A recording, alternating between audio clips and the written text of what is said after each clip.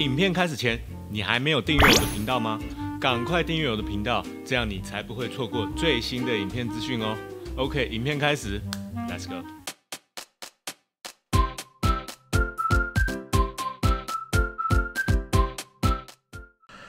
那不啰嗦啊，正式开始今天的主题啊。今天我的主题要讲什么？今天我的主题要讲啊，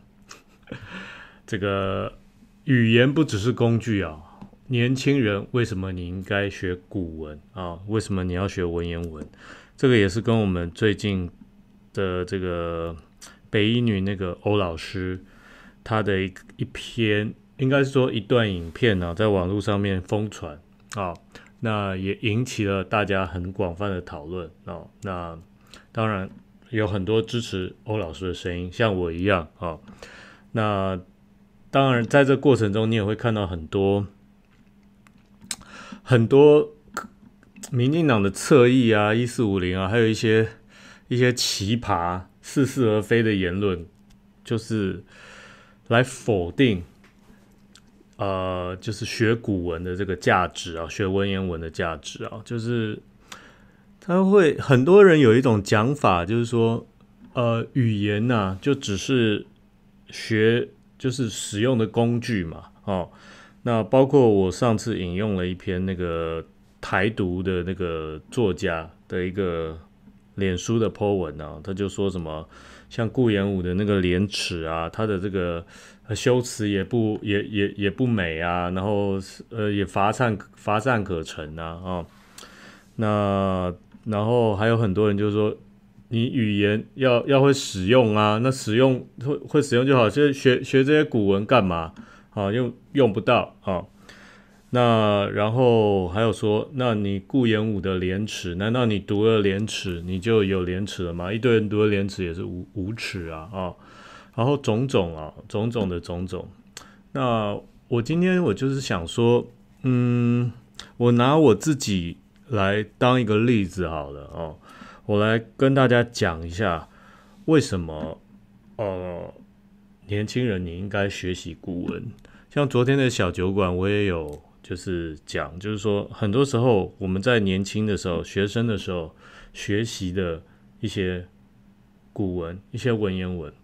它当然会被选入到在教科书里面的文言文啊，它一定是经过时间千锤百炼精炼下来，剩下的真的是极富智慧的一些文章啊。那学生去学这些文章，不只是学语言而已，还是学里面的道理啊。韩愈讲的文以载道啊，所以说文章里面除了它文章的本身，还有学习里面的道理哦。你不只是学文字这个工具而已啊。那很多的这种文章里面的道理呢，其实它是一个人生的一种智慧，前人所总结的智慧的结晶。那你去学习，然后我们一代又一代把这个智慧给累积下来哦。OK 好，所以你学习古文不只是学习文章，还是学习古人的智慧。但是其实，在10几岁、20岁的这个年轻人呢，因为你人生阅历也非常有限啊，那所以你在古文文言文里面学习到的这些智慧，你不太会有体验啊，你很难在你10几岁的年纪能够有什么感想，能够有什么感触对于这些古人的智慧啊。但是很神奇的是，当你在你在年轻的时候读过了这些文章，它会在你的脑海里面存在着，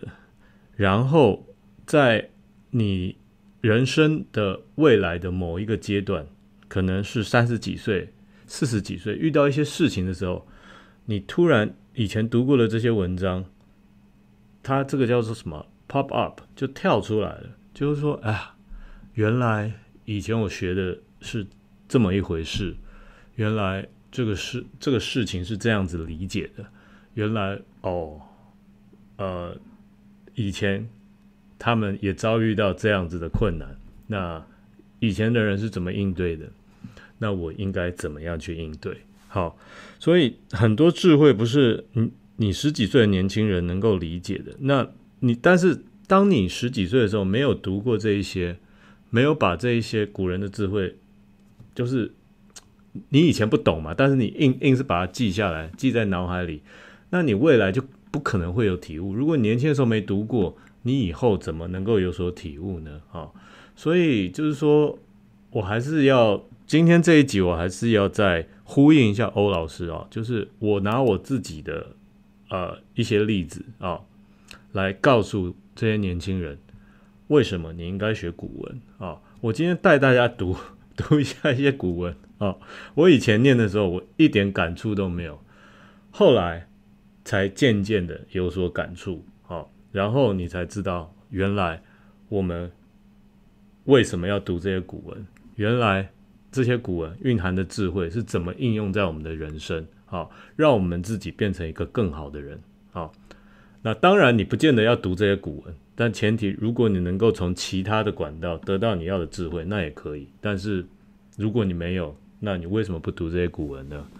OK， 好，来我们来看一下我第一篇要给大家看的古文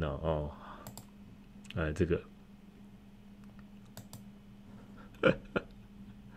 好，来这一篇古文我又引用大纪元的好，孔子有一段这样的故事记载于论语里面这一篇古文是论语论语里面这个古文它是讲怎么样？孔子他这一篇叫做卫灵公第15它是哪一篇我都不记得，但我记得有这么一篇故事在城绝粮，从者病，莫能兴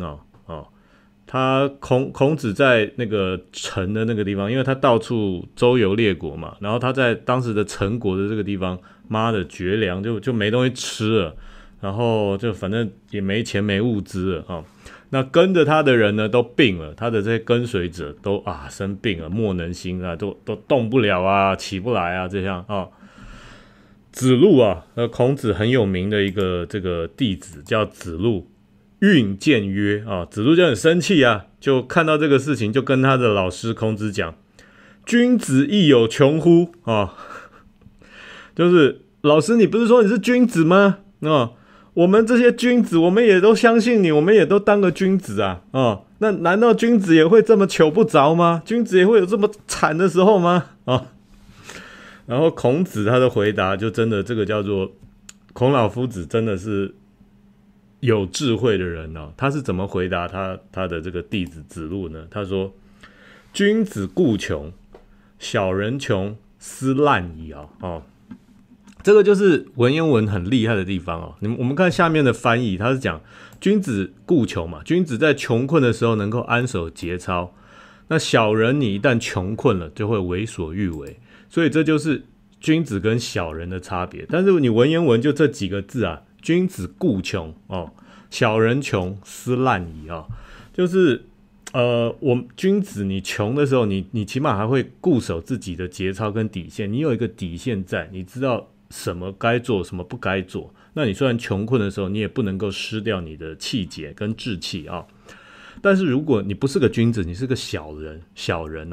你在你穷困潦倒的时候，你就无所不为，就斯滥矣好，那所以就是说，当年我读到这个，你想想看，一个10几岁、20岁的年轻人学生你读到这一篇《论语》，你能有什么体悟吗？你不太能够有体悟因为学生大部分现在学生都过得还蛮好的啦就是到家里面的宝那你怎么能够体会到，就是说孔子他们当时一行人是在怎么样的一个穷困的一个状况下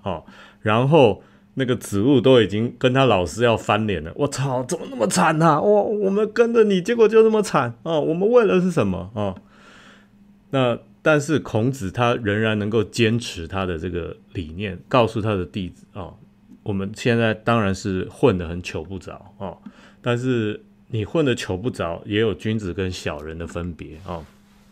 那就是因为我们是君子，所以我们虽然现在很糗不着，但是我们仍然不能失掉我们的志气，仍然要保守我们的节操。就是在这种时候，这个叫做时穷节乃现，一一垂丹心，一一垂丹青。好，这个是文天祥的。好，所以呢，这就是儒家思想以来就是告诉我们要怎么样当一个君子的差别，就是跟小人的差别，就是你在穷困的时候，你应该怎么样去 get through， 度过你穷困潦倒的人生的时光，你应该怎么做？因为大部分的时候，除非啦你天生含着一个金汤匙，不然很多时候你做事情，很多时候是失败是常有的事那你要怎么样去度过人生这个低潮的时候，那你就可以想到哇，原来孔子是这样。那你在人生低潮的时候，你也不要走到偏路，不要走错路，不要走坏路那这种文章呢，就会在你比如说你人生大概20几岁、30几岁进到社会，然后受到这个社会这个无情的铁拳的敲打，然后可能你周围的周围的人你的人际关系上出社会遇到这些无情的小人们的这个背刺还是怎么样那你会觉得干怎么他妈的这个世界上坏人这么多你这个时候你可能会觉得干很阴暗很阴沉，你会觉得该怎么讲呢？就是觉得看这个社会实在是很对不起你如果你有读这篇文章，可能它会浮现在你的脑海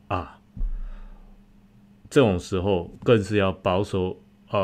我的节操，保守我气节的时候，我不能就这样变成一个反社会主义者、反社会人格者，然后反正去做一些什么坏事干嘛？我要保守我的节操，然后去度过我人生低潮的这种时候那像这样子的这种人生的智慧呢，是你在一个很年轻的时候你是不能够经历的那你如果有读过这些文章那可能也许它就会在你未来人生的某个时刻能够帮助到你然后我再引用一篇文章这个是孟子古之人得志则加于民，不得志修身见于世穷则独善其身，达则兼善天下这个是孟子。就是反正我今天就讲孔子孟子这些儒家思想。中华文化其实就受儒家思想很深包括后来很多人写的一些文章也是在这些儒家思想里面引用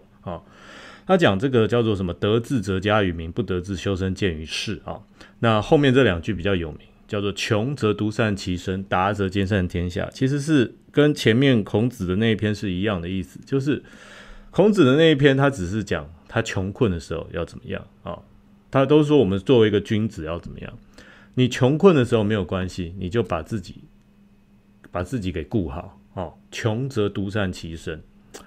那当你达的时候，就当你混得好的时候，你就兼善天下，你就多帮助一些人，回馈给这个社会，那这就是一个君子。那其实不只是这个，我们就是你如果有学过文言文古文的时候，你也可以发觉很多道理就是如此。比如说我们讲修身齐家治国平天下，对不对？也是从自己先把他自己给做好，然后再把自己的家给做好，然后再讲治国，再讲平天下，都是一个一个一环又一环的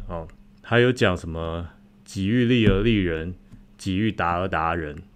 你要把自己给顾好，然后你把自己顾好了，你才能够照顾到旁边的人。还有什么老吾老以及人之老，幼吾幼以及人之幼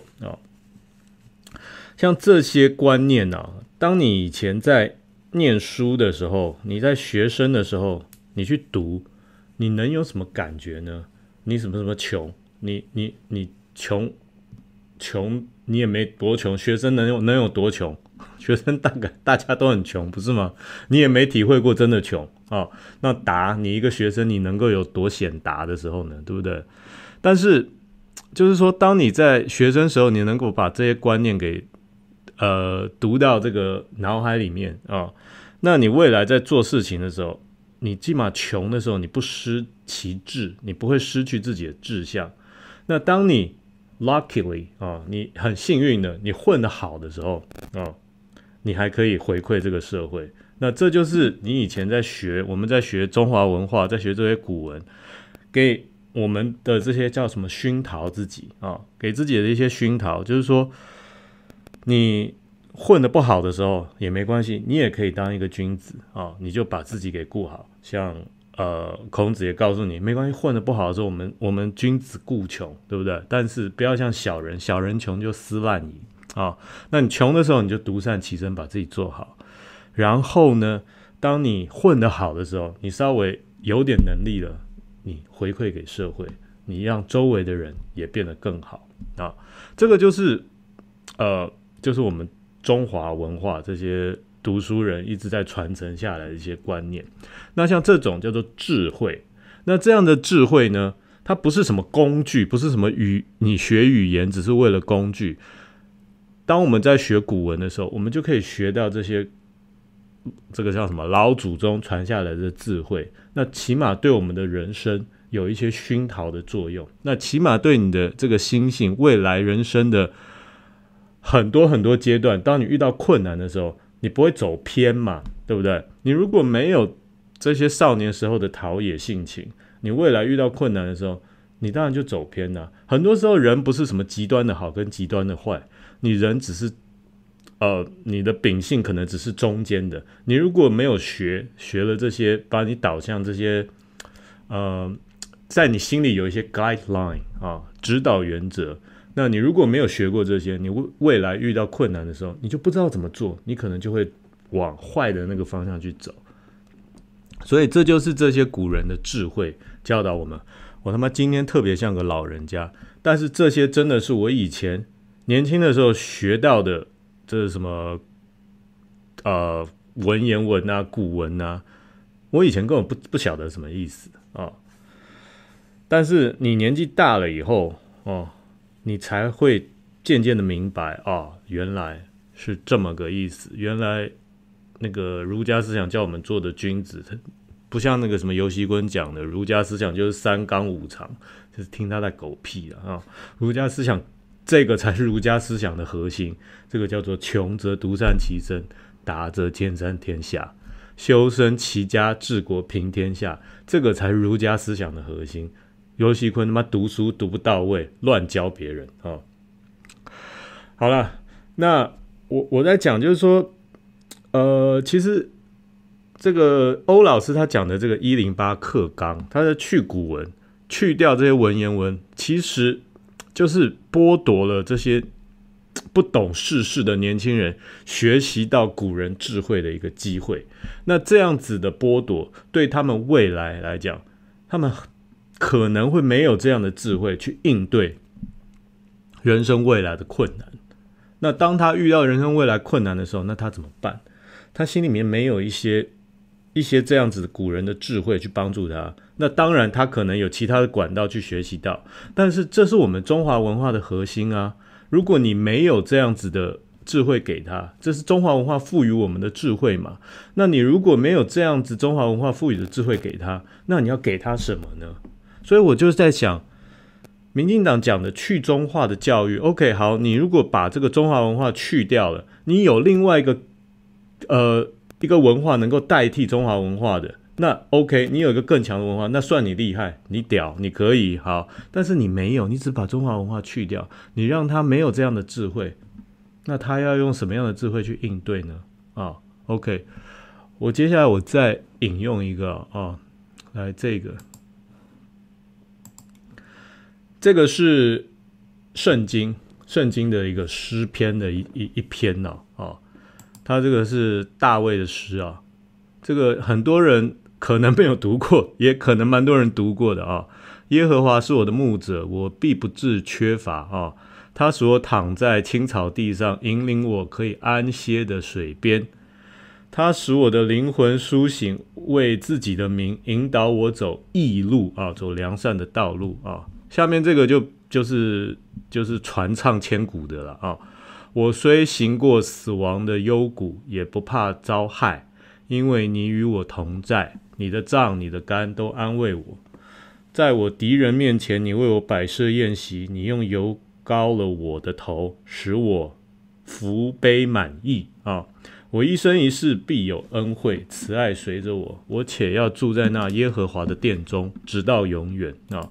我怎么突然引用一个圣经啊？这个圣经它诗篇呢，这个诗篇是大卫的诗，大卫是以色列的一个大卫王啊，大卫王他写的这个诗篇呢啊，他姓主嘛啊，那他写这个诗篇就是很多基督徒他们应该还蛮爱引用这一篇的啊。他讲其中最有名就是我虽行过死荫的幽谷，也不怕遭害，因为你与我同在，你的杖、你的竿都安慰着我啊。就是说，他这一篇是告诉这些基督徒啊，信这些耶和华的这些信徒们啊，当你遇到人生的困境的时候啊，你不要怕，因为你信耶和华啊，你有你这个信念。你虽然走过死亡的幽境、死荫的幽谷，你也不怕遭害啊，因为主与你同在，你的信念必引领着你走义路、走善路，你一定可以 get through， 可以走过这一段困难的时光啊。他这个其实是给基督徒很大心理的这个力量啊，让他们知道 OK， 我一定可以度过这个难关，度过这个困难。耶和华，你会引领我走义路，不会让我走偏啊。好，这个是西方的这个智慧啊。我在讲圣经，它有圣经的智慧在里面，所以我们东方人有我们东方人的智慧，西方人有西方人的智慧。那他们基督教文化里面，他们当然也有他们的智慧，能够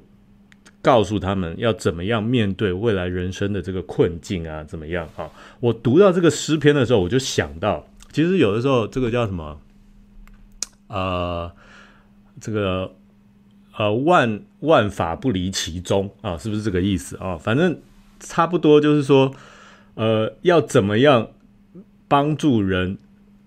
走过这个困难的这种时刻啊，度过这些困难的困境啊。那基督教有基督教的方式，那我们东方人呢，也有我们东方人的方式。比如说，我就想到，当初我看到这个诗篇的时候，我就想到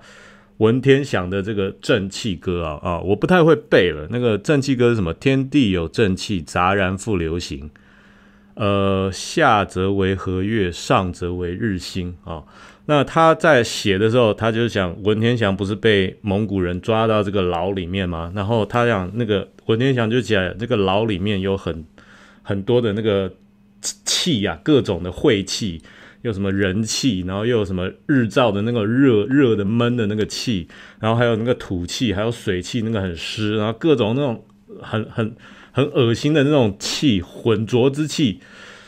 就在那个关他文天祥的那个小房间里，我不会背啦，大概意思大概是这样啊。但是文天祥是怎么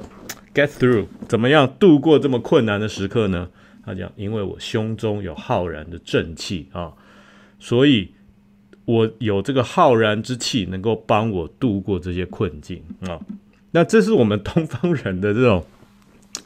这个智慧嘛。那当然，我们这种浩然之气不是上帝。不代表上帝的意思啊，只是说西方人他们可能会把用那种宗教的那种方法，耶和华的力量能够指引人，然后度过这些困难，然后走好的路。那我们东方人有我们的方法，我们要当一个君子，我们要有文天祥一般的浩然正气在我们的胸怀，那我们当然可以度过种种的困境。东方有东方的智慧，西方有西方的智慧啊。那这些智慧其实都是古人留给我们的，包括西方人也是啊，大卫王留下来的智慧嘛啊。那我们也是，孔老夫子、孟子什么文天祥留给我们的智慧，好，这些都是古人的智慧。那当你不要这些文言文，我们作为一个中华民族好了啦，我们作为一个中华民族，我们不要这样子的中华文化，我们把它剥离了。那你要用什么来取而代之？你要这些年轻人去学圣经吗？去学莎士比亚吗？还是怎么样？当然，西方人有西方人的智慧啊，就没有高低之分啊。但是你总要让他有一些智慧吧，年轻人总要学一些智慧的经典吧。难道你要台湾人以后去读圣经吗？用什么样的一个智慧能够填满他们这些缺乏的那个什么内心缺乏的空虚呢？对不对？当你把中华文化剥离了以后，所以还是讲啊，就是说，当然我讲是开玩笑，你不可能让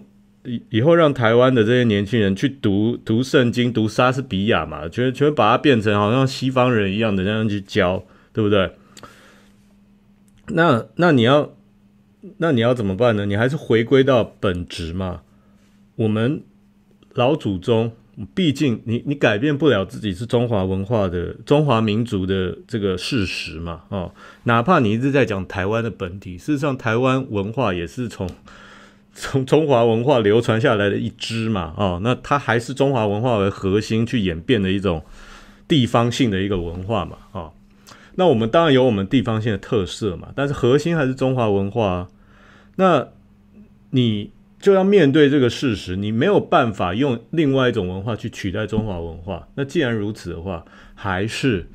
饶了我们这些年轻人吧，让他们学习我们老祖宗应该学习的这些智慧啊！不要，当然他如果想要去教会读圣经可以了啊，但是作为一个中华民族的一份子，还是学一学我们老祖宗留给我们的这些智慧的经典，好不好？在这些年轻人，他们现在不会明白，但是他们未来人生的某个时刻会对他们有帮助的，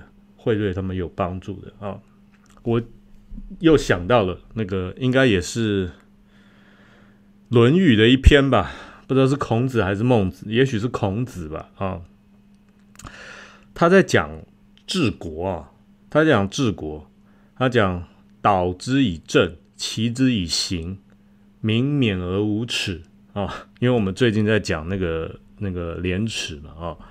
导之以政，齐之以刑，民免而无耻然后他又讲导之以礼，齐之以德，有耻且格就是说你要怎么教导你的老百姓？你如果只用这个刑法，导之以政，齐之以刑，只用这种严刑峻法的刑啊、处罚去教导你的老百姓，老百姓就难免会无耻但是你导之以礼，齐之以德你用礼啊、用道德去教化你的百姓，那老百姓这个叫有耻且格我们现在台湾，我们就是告诉大家什么政法刑工具什么东西，就死板冷冷冰冰的这些，去告诉我们的老百姓 OK， 反正不要违反法律就好了，什么都 OK 那你的道德在哪里？你的礼在哪里？你的德在哪里？难怪大家都无耻这个就是孔老夫子告诉我们的嘛，民免而无耻，民都免而无耻，你们这些官更无耻，是不是？所以道德教育的重要，礼义廉耻的重要，孔老夫子早告诉我们了，不是吗？好了，所以最后再回归到本质就是说，我们没有办法去，你逃不掉，甩不开抛弃不了，我们本来就是中华民族嘛那你当然就是要承接中华文化嘛，你这没有办法的，你再怎么去改变，你也改变不了这个现实那所以在这个前提下，你去。我也不要去寄托什么赖清德啊，什么那些民进党这些莫名其妙的人了。我就跟这些年轻人讲，你没有办法改变你是中华民族的这个事实那除非你死都不要中华文化，那 OK 好可以，那你就去学其他的有智慧的前人留下来的智慧，西方的也可以啊。你要去读圣经，去读什么莎士比亚，还是读什么都可以那你用这些智慧来填补你的空虚。OK， 好，很好，就不要当个中国人，也不要当中华民族啊、可以没有关系啊、那但是如果你没有要这样子哦，那这些文言文、这些古文、这些前人老祖宗的智慧，对你绝对是有帮助的，好不好？希望你听哥哥听叔叔啦听叔叔这个老人家的这个叫什么老人言因为我以前读这些古文，我也都没什么感觉，我也觉得很无聊，也都是为了考试而已。但是当你真的读进去了以后，未来的人生，而且你还可以学贯中西，还可以跟西方的一些那个智慧去做一些比较，其实真的蛮有帮助的啦好不好好了，来，这就是我告诉年轻人为什么你应该读文言文的原因用我个人的经验与体验告诉你们这些年轻人，古文文言文是老祖宗智慧的结晶，对你有帮助的听我一言 ，OK？ 好，来，等一下我开 Discord 口音，等一下开 Discord 口音。Surprise！ 现在是工商时间，我要跟各位朋友推荐我的 YouTube 频道，现在已经开了一个新的会员等级，叫做白金会员。那白金会员有什么福利呢？加入白金会员可以不定期的看到我推出的私房影片，以及可以加入我的 Discord 群组，成为高级成员哦。那至于私房影片是什么，高级成员有什么福利，你加入就知道了。还不加入，赶快加入！